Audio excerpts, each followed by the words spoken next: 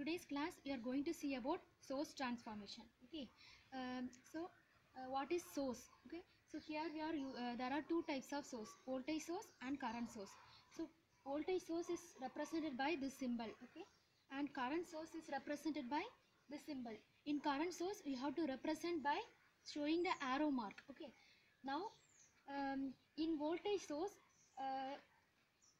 resistance should be connected in series with the source. Similarly, in current source, resistance to be connected parallel across the source. Okay, this is the condition for voltage and current source. Now, we are going to see how to convert voltage to current source. Similarly, current to voltage source. So, first case, I am going to convert voltage to current source. So, what is the thing? I have to convert this voltage to current. Okay, so I is equal to V by R. Okay, so we have to find I is equal to V by R. So we know the voltage value and we know the resistance value. So you can find the current I.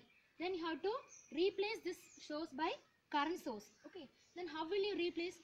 How to current source should be represented by this arrow mark. Okay, now I have to substitute this value here. Then what is the condition for current source? For current source we have to place the resistance parallel. Okay, so I am going to place the resistance parallel. Okay, this is the case for converting voltage to current source. Similarly, I am going to convert current source to voltage source. So what is the procedure?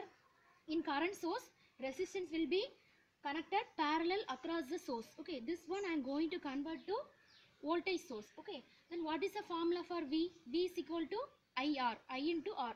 Okay, then I am going to multiple this value I into R. Okay, then what is the value? V is equal to I into R, then that value can be replaced here. Okay, then what is the condition for voltage?